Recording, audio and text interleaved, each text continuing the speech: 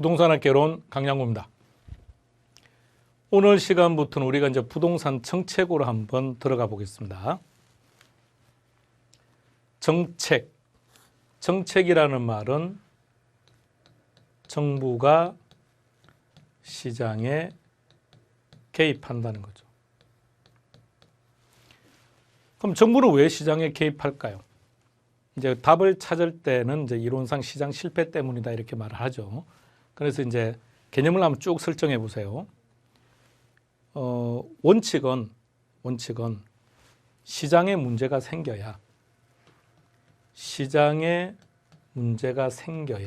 그 시장 실패라고 합니다. 그럼 정부는 시장에 개입을 하는 거죠. 그런데 현실적인 우리가 사는 이 세상에는 대한민국이 선택한 자본주의는 시장이 실패하지 아니하더라도 정부는 개입할 수는 있습니다. 근데 이제 우리는 그런 내용을 다루는 것은 아니니까 우리는 이론적인 학습을 다루기 때문에 시장에 문제가 생기면 정부는 시장에 개입을 하는 거죠. 그러면 정부가 시장에 개입을 하게 되면 이런 문제들을 개선하겠죠. 그런데 정부의 시장 개입은 정부가 의도하지 못한 문제를 야기시키기도 합니다. 이런 표현 많이 들었죠.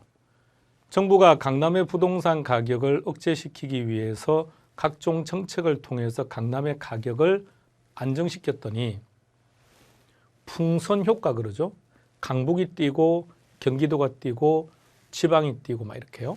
자, 풍선 효과. 그러니까 정부가 시장에 개입을 하게 되면 이러한 문제가 개선되는 효과는 분명히 있지만 정부가 예상치 못했던 문제가 발생한다. 그것을 정부 실패 이렇게 표현합니다. 여기서 용어 하나를 정확히 구분하셔야 됩니다. 하나는 시장 실패, 하나는 정부 실패 완전히 달라요. 시장 실패라는 것은 시장에 맡겨뒀는데 시장 스스로가 어떠한 이유로 인하여 스스로 기능을 해결하지 못하는 상태가 시장 실패라고 한다면 정부 실패라고 하는 것은 정부의 과도한 개입 등으로 인해서 문제가 발생할 때를 정부 실패라고 말합니다. 그렇다면 이제 시험 문제 입장에서 볼까요? 첫 번째, 정부는 왜 시장에 개입합니까? 이게 첫 번째 시험 문제. 그러면 왜 개입합니까? 물었을 때 답은 시장 실패 때문입니다. 그런데 시험 지문은 오지 선택형이고 그리고 계속해서 문제가 나오다 보니 시장 실패만 가지고 답을 찾지는 못해요. 그러니까 일단 원칙은 시장 실패 때문에 개입하는 거죠.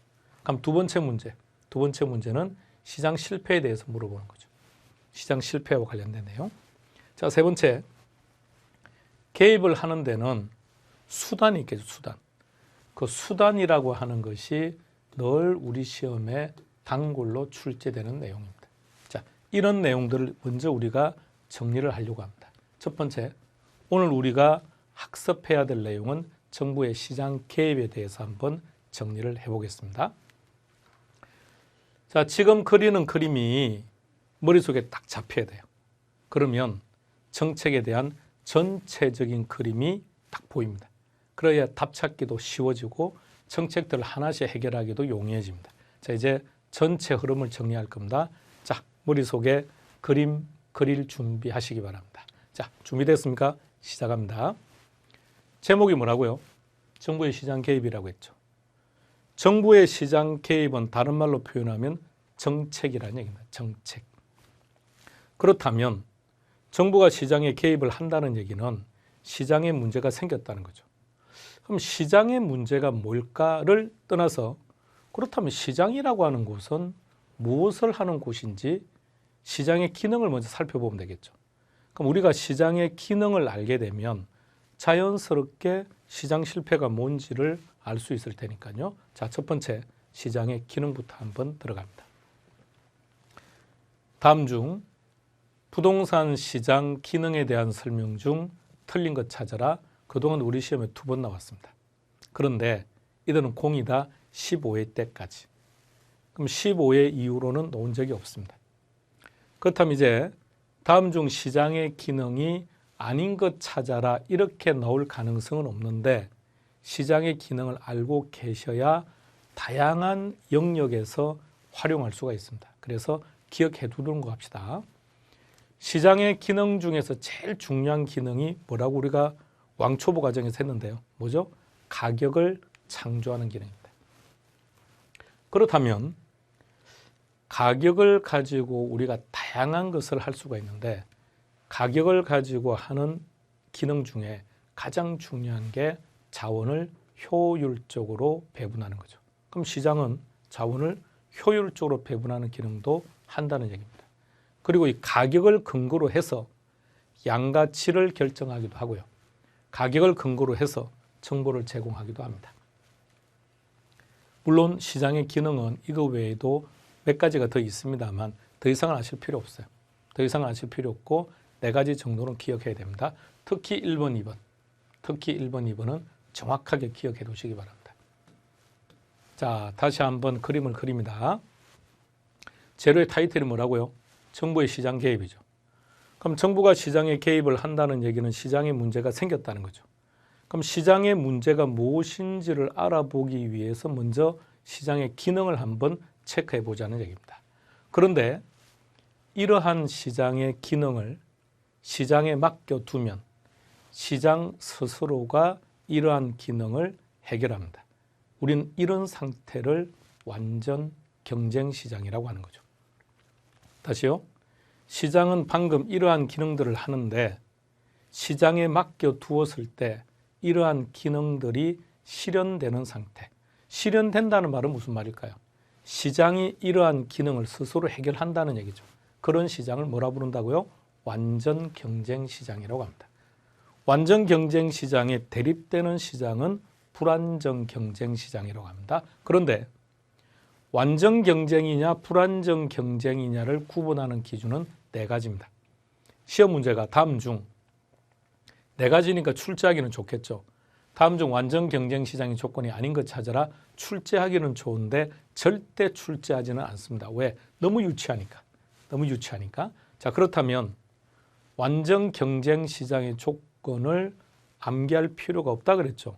그런데 알고 있어야 역시 다양한데 활용하고 답을 찾기가 편합니다. 다음 중 완전 경쟁 시장의 조건이 아닌 것 찾아라고 출제되지는 않겠지만 알아야만 답을 찾을 수 있는 게 많다고요. 자, 첫 번째, 수요자와 공급자가 다수가 돼야 됩니다. 제품을 사겠다는 사람도 많아야 되고 공급을 하는 자도 많아야 돼요. 자, 이게 어떤 의미를 가지고 있는지 한번 생각해 보세요. 공급자가 엄청 많죠. 그럼 여기서는 담합이라는 개념이 놓을 수가 없어요. 그죠? 그리고 완전 경쟁 시장은 정보가 완전합니다. 그렇기 때문에 이 많은 공급자들이 제품의 질적인 차이가 발생하지도 않아요. 그래서 수요도 공급도 다수입니다. 그리고 질적인 차이가 없다 그랬죠.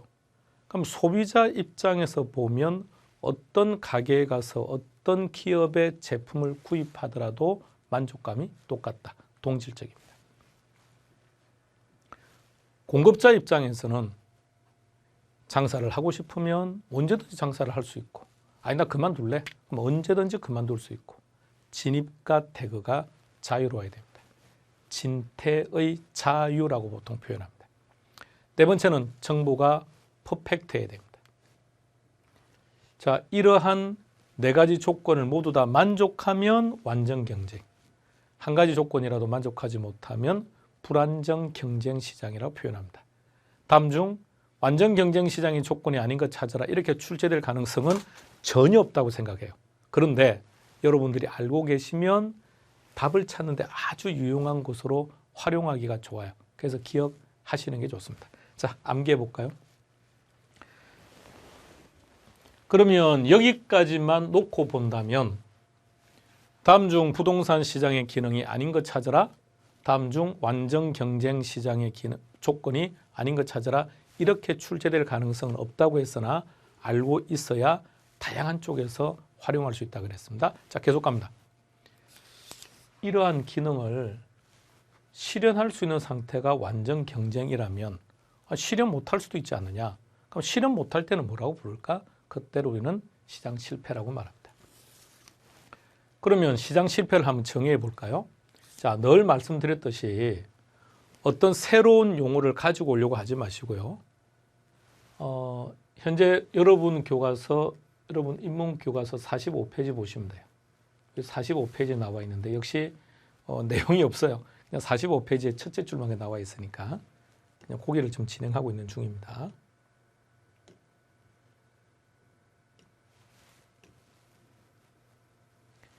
자, 시장 실패를 정의할 텐데요. 시장 실패의 정의를 어떻게 새롭게 창의적으로 만들려고 하지 마시고 칠판에 딱 있는 용어들만 사용해서 시장 실패를 정의해 보세요. 시장 실패란 뭐다? 부동산 시장의 기능이 실현되지 못하는 상태. 이렇게 하면 되겠죠. 또는요. 가격 창조 대립되는 말이 가격의 왜곡이라고 합니다. 가격이 왜곡되는 상태. 자원이 비효율적으로 배분되는 상태. 또 얼마든지 표현할 수 있겠죠. 정보가 완전하지 못한 상태, 양과 질의 결정이 곤란한 상태 얼마든지 정의할 수는 있지만 이 정도만요. 자, 그럼 다시 말하면 시장 실패의 정의는 알고 있는 게 답을 찾는 데 도움이 됩니다. 그런데 시장 실패의 정의를 암기하는 것이 아니라 시장 기능을 알고 계시면 자연스럽게 시장 실패의 정의를 알 수 있다는 거죠. 그러니까 이렇게 활용할 수 있다는 겁니다. 그래서 기능과 완전 경쟁 시장의 조건은 기억해 두시는 것이 우리가 다양한 영역에서 답을 찾아갈 때 필요할 수 있다는 겁니다. 자, 계속 갑니다. 그러면 이것이 시장 실패라면 왜 시장 실패는 발생하는 걸까? 시장 실패 원인은 뭘까? 대표적인 몇 가지만 정리해 봅시다. 자, 첫 번째, 완전 경쟁 시장이라면 기능이 실현된다 그랬죠. 그러면 기능이 실현이 된다면 정부는 개입할 필요 없는 거죠. 그렇다면 불안정 경쟁 시장이라면 시장 실패겠네요. 불안정 경쟁 시장의 종류는 다시 세 가지입니다. 독점, 과점, 독점적 경쟁. 그래서 그 단어도 좀 기억해 주시면 좋겠습니다. 공간이 좀 부족해서 그 부분은 좀 뺐습니다. 그러니까 시험 문제는 어떻게 출제가 되느냐. 다음 중 시장 실패 원인 아닌 것 찾아라 이렇게 나와요. 그러면 이제 보기에는 불안정 경쟁 시장이 나올 수도 있고 독점 시장, 과점 시장, 독점적 경쟁 시장이 나올 수도 있다는 얘기입니다. 두 번째, 규모의 경제. 자, 내용 들어가기 전에 말입니다. 한 가지 정리를 해놓고 합시다. 그럼 시장 실패라는 것은 궁극적으로 뭘 말하는 거냐? 누군가가 초과 이윤을 얻고 있다는 뜻이에요. 그래서 말입니다. 경제학이라는 게 시험 과목에 들어가는 경우에는 시장 실패 원인을 안 물어봐요. 왜? 경제학이 들어가는 시험이라면 거기서 모든 걸 다 해결했기 때문에 구태 물어볼 이유가 없죠. 그래서 딱 여기에 맞추시면 돼요. 불완전의 대립이 완전이죠. 완전을 보세요. 다수죠. 그럼 수요자와 공급자가 다수다 보면 특정한 공급자가 가격을 인위적으로 조절을 못해요. 그런데 불안정 경쟁 시장이라면 독점도 있고 과점도 있다 그랬죠. 그럼 독점은 공급자가 한 사람밖에 없을 거고요. 과점은 공급자가 소수니까 담합을 하는 거죠. 그럼 가격을 어떻게 하는 거예요? 인위적으로 인상할 수 있다는 얘기죠. 그러면 초과이윤이 생기겠죠. 그래서 시장이 실패한다는 얘기죠. 규모의 경제. 그냥 편안하게 들으세요. 시험이 안 나오는 거니까. 시험이 안 나온다는 얘기는 규모의 경제의 정의를 알아야만 답을 찾을 수 있는 문제가 없다는 얘기입니다. 규모의 경제는 당연히 시장 실패 원인에서 당연히 제시가 되는 거죠. 자, 뒤에 땡땡 경제로 끝나면 유리하다는 뜻이에요. 그럼 불리하다는 것은 뭐라고 표현하면 될까요? 땡땡 불경제 또는 비경제. 그래서 우리가 우리 시험에 즐겨놓는 게 외부 경제, 외부 불경제는 거죠. 그러면 왜 유리하냐, 불리하냐? 그러면 그 앞에 있는 단어 때문에. 그러면 규모의 경제라는 말은 경제니까 유리하다는 거죠. 왜 유리하다는 겁니까? 규모 때문에. 규모가 커지면 커질수록 유리하다 이런 얘기입니다. 그렇다면 이렇게 전제를 한번 해볼게요. A라고 하는 중소기업이 있습니다. B라고 하는 대기업이 있습니다. 둘 다 건설회사입니다. 자, A라는 중소기업과 B라는 대기업의 건설회사가 동일한 건축 자재를 가지고 아파트를 신축합니다. 그런데 대기업은 전국적으로 수주하는 게 일반적이겠죠. 그래서 동일한 건축 자재를 사용한다고 할지라도 대기업은 대량으로 원자재를 수주하겠죠. 자, 그러다 보면 대량으로 원자재를 주문을 하다 보면 그 과정에서 당연히 원가 절감 가능하겠죠. 따라서 두 개의 기업의 분양가가 동일하다고 할지라도 결론 대기업이 더 많은 이익을 얻을 수 있다는 거죠. 따라서 규모의 경제는 초과 이윤을 유발시키기 때문에 시장이 실패합니다 라는 뜻입니다. 공공재, 도로, 산림, 국방 이런 공공재는 아무런 대가를 지불하지 아니하더라도 이용할 수 있다는 얘기죠. 자, 그러다 보면 공급자 입장에서 생각해 보세요. 생산을 할 이유가 없지 않습니까? 그죠? 생산을 할 이유가 없으니까 공공재 생산을 안 하는 거죠. 그럼 공공재 생산 누가 하는 것이 일반적일까요? 정부가 생산해야죠. 그런데 이런 공공재가 존재하게 되면 결과적으로 무임승차의 문제를 수반하게 됩니다. 정부가 생산을 하는 거죠. 국민들의 세금이나 기금을 가지고. 그럼 그거를 이용하는 소비자들은 아무런 대가를 지불하지 않고 이용할 수 있죠. 유리하죠. 네 번째, 정보의 비대칭성. 누군가는 그 정보를 정확히 알고 있고 누군가는 그 정보를 정확히 모르고 있고 누군가는 그 정보를 알고 있고 누구는 그 정보를 모르고 있고 그러면 정보를 아는 자가 정보를 모르는 자보다 분명 유리한 입장에 있다는 거죠. 그리고 2021년 우리가 살아가는 이 세상 그리고 우리가 앞으로 살아갈 미래 정보가 부를 가져올 겁니다. 그러다 보니까 지금 우리가 살아가는 세상에는 예전처럼 지식이 많고 또는 뭐 땅을 많이 가지고 있고 이런 것이 중요한 게 아니고요. 누가 정보를 좀 더 가까이 접근해서 볼 수 있느냐, 정보를 볼 수 있는 자와 정보를 볼 수 없는 자 이것이 서로 빈익빈 부익부를 만드는 근본적인 이유가 되고 있죠. 자, 다섯 번째 외부 효과 등등입니다. 그러면 지금 보고 계신 시장 실패의 원인 말고도 여러 가지가 존재한가 동시에 결론 시험 문제가 출제가 되면 어떻게 출제가 되느냐 하면 다음 중 시장 실패 원인 아닌 것 찾으라고 나와요. 그러면 잘 들으셔야 됩니다. 중요하니까. 시장 실패 원인 아닌 것 찾아라고 나와서 아주 문제가 스탠다드하게 출제된다면 이런 내용들이에요. 그런데 이거가 답 못 찾습니다. 그럼 이제 먼저 두 가지 형태로 딱 정리할게요. 잘 보세요. 시장 실패 원인 아닌 것 찾아라. 그러면 시장 실패의 반대가 시장 기능이죠. 그러면 시장 기능을 시장 스스로가 실현할 수 있는 상태가 완전 경쟁이라 그랬죠. 그럼 완전 경쟁 시장의 조건은 결론은 시장 실패하고는 관계없죠. 따라 첫 번째 시험 문제. 시장 실패 원인 아닌 것 찾으세요. 그러면 답은 얘네들이 답입니다. 자, 아시겠습니까? 그럼 표현을 바꾸어서 소수, 이질적, 진퇴의 제한, 불완전한 정보 그런 거는 시장 실패입니다. 자, 두 번째. 시장 실패 원인들이 많기 때문에 이것을 암기했다고 답을 찾는다는 보장을 전혀 못해요. 그럼 결론 우리는 어떻게 기억하면 제일 좋을까? 왜 시장이 실패하느냐? 일치하지 않기 때문에. 이렇게 기억하고 있으면 모든 답을 다 찾을 수 있습니다.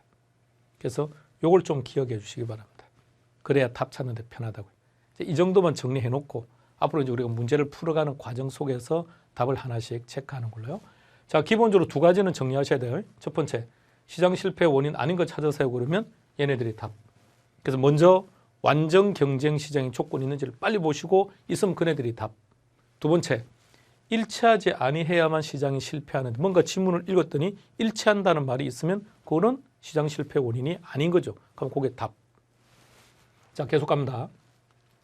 시장이 실패했다는 얘기는 시장에 맡겨두어서는 이러한 기능들을 실현할 수 없다는 거죠. 그럼 더 이상 시장에 맡겨둘 수는 없는 거죠. 이제는 어떻게 해야 됩니까? 정부가 개입해야죠. 그게 정책입니다. 그렇다면 이제 부동산 정책을 딱 기준으로 해서 시험 문제가 나오는 이렇게요. 왜 개입합니까? 이렇게 나와요. 그걸 다른 말로 표현하면 근거, 원인, 이유라고 말합니다. 이게 첫 번째 시험 문제. 두 번째는 수단을 물어봅니다. 수단은 크게 세 가지로 구분합니다. 직접적 개입, 간접적 개입, 토지 이용 규제. 그런데 간접적 개입이 우리 입장에서는 편합니다. 왜? 조세인데요. 조세 한 가지를 기억했지만 우리는 조세를 암기함으로써 230개 정도를 동시에 다 암기한 거예요. 조세, 금융, 보조금, 부담금, 정보 이렇게 기억하시기 바랍니다. 자, 이 흐름을 전체적으로 좀 정리를 잘 해두시기 바랍니다. 자, 그리고 이제 관련된 문제들을 한번 체크해 볼게요. 자, 먼저 이제 출제 유형 한번 체크해 봐야 되겠네요. 첫 번째 문제 이거예요.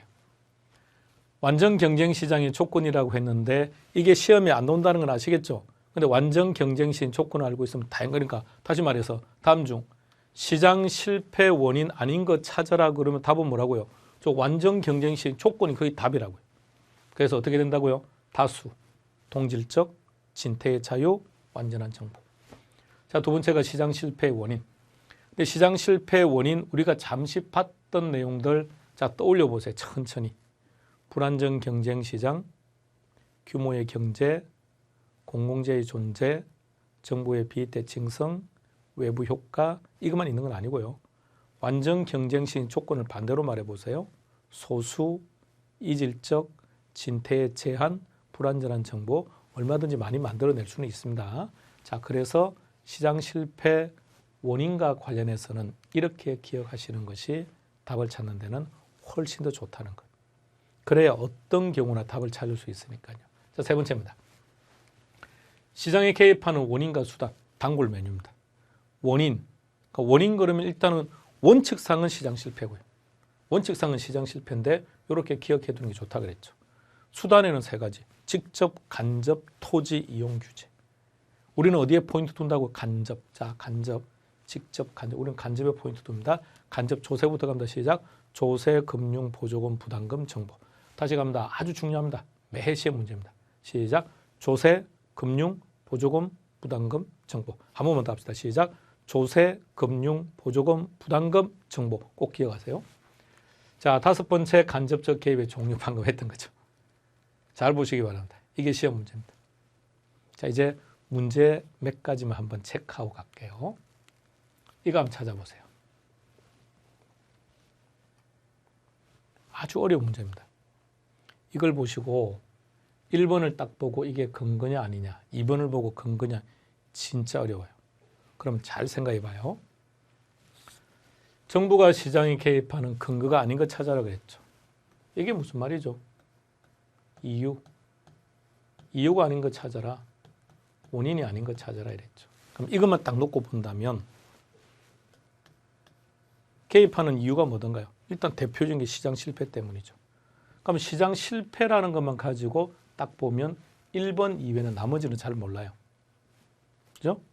자, 시장 기능 떠올려 봐요. 시장 기능, 가격 창조, 자원의 효율적 배분이죠. 근데 지금 1번 보세요. 자원 배분이 비효율적이라고요. 그러니까 시장 실패인 거죠. 근데 보세요. 나머지는 결정이 힘들죠. 그래서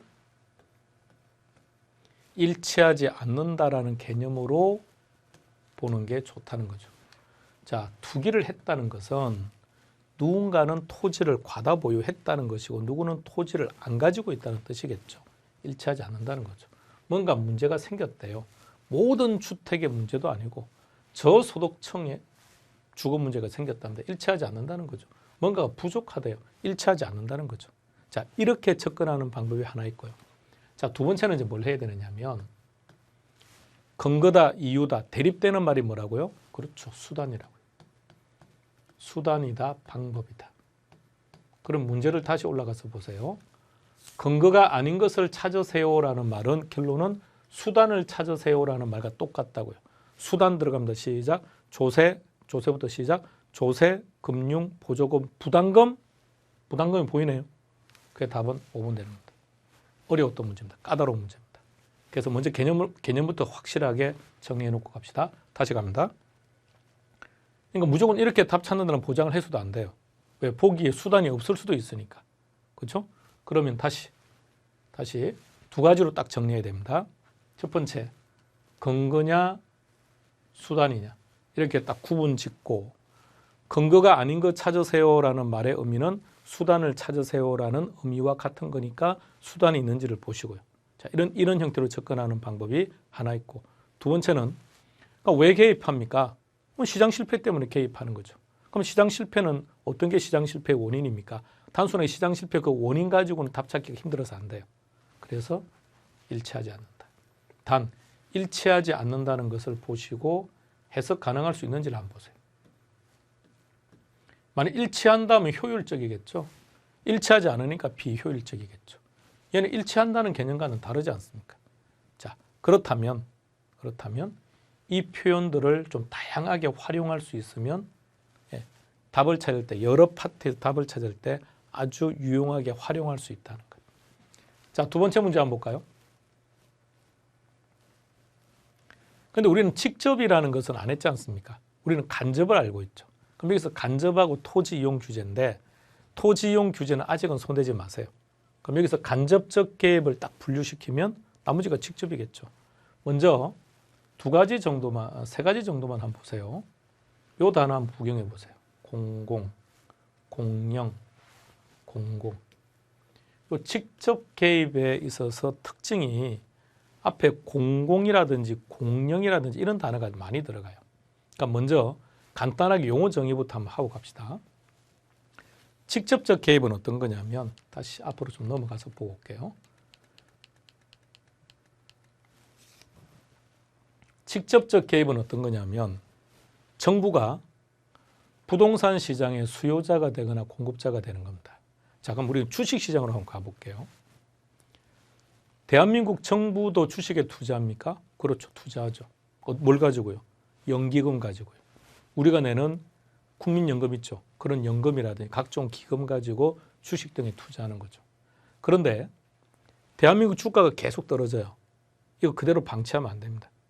그럼 주식시장이 상당히 패닉 상태가 발생할 수 있으니까요. 그러면 주가가 계속해서 떨어지고 있다. 이거 심각하다. 그럼 정부는 어떻게 할까요? 정부가 주식을 사들여야죠. 주식을 사들여서 다시 주가를 끌어올리고 이런 역할을 해야죠. 그런데 주식시장이 지나치게 과열되었습니다. 그럼 정부는 어떻게 해야 됩니까? 정부가 보유하는 주식을 내다 팔아야죠. 다시 주식시장을 안정시키는 거죠. 자, 이처럼 정부가 주식을 사거나 팔거나 하는 게 직접적 개입입니다. 자, 그런데 그렇게 하지 않고, 즉 정부가 주식을 사거나 팔거나 하지 않는 대신에 주식시장이 과열되었을 때 어떻게 하느냐? 대출을 억제시키는 거죠. 우리 대출 받아서 주식에 투자하기도 하지 않습니까? 주식에 투자하려면 정권 통장 만들죠. 그럼 정권회사에서 대출 받기가 용이하죠.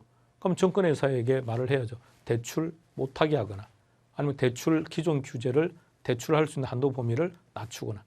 자, 그럼 이 경우는 정부가 주식시장의 수요자가 되거나 공급자가 된 것은 아니죠. 그러나 주식시장에 정부가 개입은 하고 있죠. 이런 것들을 간접적 개입이라고 합니다. 그럼 그거와 똑같이 보세요. 직접적 개입은 정부가 부동산 시장의 수요자가 되거나 공급자가 되는 거죠. 자, 부동산이 미분양입니다. 건설회사가 만든 아파트가 미분양입니다. 그럼 정부가 사는 거죠. 그래서 공공임대로 돌리는 거죠. 그럼 정부가 정부가 샀으니까 수요자가 된 거죠. 그러니까 이거 뭐가 됩니까? 직접적 개입이죠. 특정한 지역의 부동산 값이 급등합니다. 그럼 정부가 가지고 있는, 보유하고 있는 토지를 풀어서 안정시키는 거죠. 그런 것들이 직접. 근데 간접을 보세요. 부동산 시장이 과열되니까 정부가 세금을 올려버리죠. 세금을 인상하고 대출을 규제하고 막 하죠. 자, 그런데 보세요. 세금을 인상하고 대출을 규제하면 부동산 시장을 안정시키는 효과는 있으나 정부가 수요자가 되거나 공급자가 된 것은 아니죠. 그런 걸 간접적 개입이라고 합니다. 자, 그럼 이제 다시 되돌아가서 문제를 다시 한번 정리해 봅시다. 그래서 직접적 개입의 특징은 이런 단어가 많이 들어간다는 거고요. 자, 그럼 이제 한번 찾아보세요. 우리가 기억하는 것은 간접이. 간접이 뭐죠? 조세. 자, 얘 모르겠고. 조세죠. 세금. 조세니까 간접. 부담금이네요. 간접. 취득세의 세금이죠. 간접. 그런데 LTV가 뭐죠? 대부 비율. 대출 받는 거죠. 이게 뭐냐고요? 금융. 금융이니까 간접. 그럼 여기서 간접이 4개. 그럼 나머지가 직접. 이거 수용이죠. 수용도 누가 합니까? 정부가. 그게 답은 2번 됩니다. 찾으시겠습니까? 이렇게 하는 거예요. 자, 31의 기출이네요. 한 번 더 찾아보세요. 직접 개입 유형. 여러분들이 먼저 찾고 들어오세요. 자, 이래서 직접적 개입을 찾으라고 하면 일단은 뭐 공령이라든지 공공이라는 단어가 들어가는 것도 일단 무조건 다 직접이에요. 그 다음에 이제 우리는 뭘 봐야 되느냐 하면 간접들을 빨리 정리해 보세요. 자, 디귿, 금융이죠. 금융, 세금이죠. 부담금이죠. 그럼 다 간접이네요. 토지은행은 아직 우리가 학습하지는 않았습니다만 토지은행은 그냥 이런 겁니다. 정부가 3년 후에 개발할 지역이에요. 3년 후에 개발할 지역인데 그 지역의 토지를 3년 전에 미리 사는 거죠. 미리 사서 정부가 비축을 하고 있는 거죠. 그래서 토지 비축 제도 또는 토지 은행 제도라고 말합니다. 정부가 토지를 샀다고요. 그럼 정부가 수요자가 된 거죠. 직접적 개입입니다. 그러면 기역, 니은, 비역. 답은 2번 됩니다. 부동산 정책에서 1교시였습니다. 부동산 정책에서 1교시에서 우리는 뭘 다뤘냐면 정부의 시장 개입이죠. 그림을 잘 정리하세요. 늘 시험 문제입니다. 해마다 안 빠집니다. 늘 시험 문제니까 그림을 잘 기억해봐요. 정부의 시장 개입을 정리하기 위해서는 시장 기능이 뭔지를 알아야 되고요. 그럼 시장 기능을 떠올려봐요. 자, 시장 기능 떠올렸습니까? 이러한 기능이 실현되는 시장을 완전 경쟁 시장이라고 했죠. 완전 경쟁의 조건 4가지를 잘 떠올려봐요. 그런데 시장이 이러한 기능들을 스스로가 실현하지 못하는 상태를 시장 실패라고 그랬죠. 그래서 그 시장 실패의 정의요. 그 시장 실패의 원인.